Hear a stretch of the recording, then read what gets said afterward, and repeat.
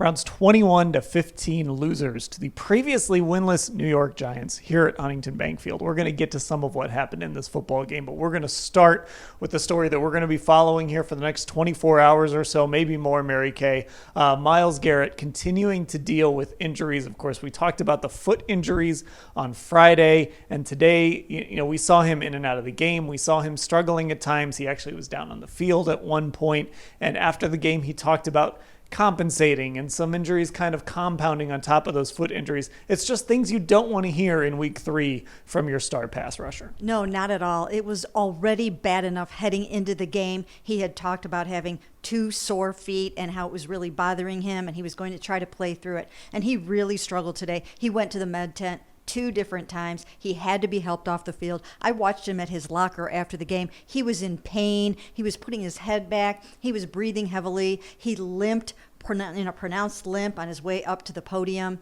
And this just does not look all that great. So he'll have an MRI on Monday, and we'll have to see where this goes. He plans on playing through it, but who knows if he might not have to sit down for a bit. Yeah, and Ashley, we know Myles Garrett plays through things. We know that he doesn't let injuries affect him off, and to see him these last few weeks kind of dealing with this has been a little jarring. And look, Myles might want to play through things, but if the medical staff, if the doctors say, hey, you got to sit down, he might not have much of a choice. Yeah, and I mean, it is, I think, concerning when you see everything Mary Kay just described after a game. Because, again, we've seen certain things like that from him in the past, right? I think about him limping up to the podium in that Packers game 3 years ago after he injured his groin. But nothing like this pronounced where it's this obvious, where he's making multiple trips to the medical tent during the game and having to come out. I mean, and it just seems like we're learning more each time he talks to us. On Friday, it was that it was both feet, not just one foot. And today he's admitting he's having some compensation issues, which makes sense given we know his injury history and surgery history with his feet. Okay, well, I wish I could change the vibes here of this video, but I can't because we have to talk about this football game. And we'll start with Deshaun Watson and the protection in front of him. He got sacked 8 times today, was under pressure throughout the day, and by the end of the game, Joel Bitonio was playing left tackle, Ethan Posick was playing left guard, Nick Harris was in at center, Zach Zinter was in at right guard. So this makeshift offensive line, first of all, it was getting blitzed like crazy by the Giants, Mary Kay, and then when they had to go to those guys, it didn't get much better. So the offensive line very much in flux right now. Very much so. They are beat up. In fact, 3 guys on the offensive line will undergo MRIs tomorrow. Wyatt Teller was ruled out immediately with a knee injury. That's a huge concern because when you get ruled out that fast, it means it's probably pretty serious. So that's something to keep an eye on.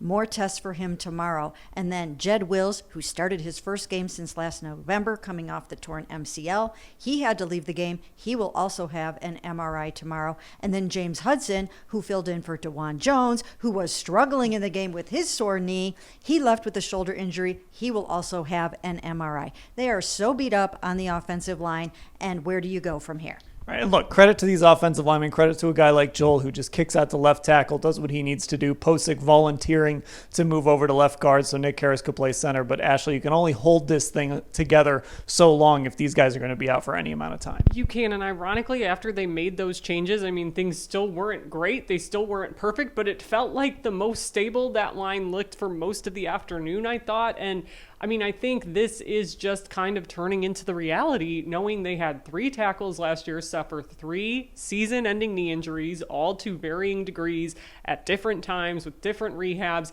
And all of that, I mean, the fact we've talked about it before that even that Jack Conklin is a question in some of these games is amazing, considering he tore just about everything in his knee. And DeJuan Jones and Jed Wills, seeing them out here this soon, I mean, I would have been more surprised, I think, if there weren't certain step backs or stoppages in games with these guys. And I think, unfortunately, it's just the reality the Browns have to deal with now. And I do think a lot of it goes back to those injuries last year. Okay, so Mary Kay, what was your big takeaway from this football game today? My big takeaway is the fact that I do think that they are in some kind of trouble with their protection issues. They're going to Las Vegas. They're going to meet up with Max Crosby, one of the best defensive linemen in the NFL. They're going in there pretty beat up on the offensive line.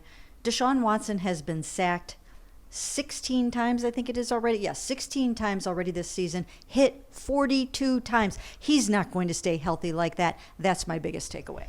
Yeah, Ashley, what's your takeaway from this game? Yeah, I'm going to go with the turning point of this game, which I do think it's in hindsight especially true. It was the lost interception that the Browns defense had. Ronnie Hickman gets an interception on the first play of, I believe it was the second Giants drive, and it's negated by a Greg Newsome roughing the passer penalty. He hit Daniel Jones in the head with his arms, maybe his helmet a little bit. They called it, even though it wasn't a super hard hit. And the Giants went down, marched 13 plays, 80-some yards, get the first score. And I think it just totally flipped the momentum of the game. At that point, the Browns were up 7-0 when they got the interception. Everything seemed to be going in their favor. They had the momentum. That call, that touchdown totally changed everything around, and the Browns never got their lead back. And sticking with this defense, they just haven't been able to put together a complete game yet. Today, I think in the second half, it looked like it was supposed to look. They were excellent in the second half, kept giving this offense chances to try and win the game. But unfortunately, they were in that hole because the defense was so bad in the first half. And we're seeing teams exploit this defense with their aggression, using a lot of misdirection. This is a Giants offense that had not been very good coming into this game. And all of a sudden, Daniel Jones has, in one half, his best game of the season. So this defense that likes to call itself the best in the world certainly has not been that for an entire game to this point. All right, we will cover everything that happened here at Huntington Bank Field. Any news that comes out in the next 24, 48 hours, whenever it happens, all at cleveland.com/Browns.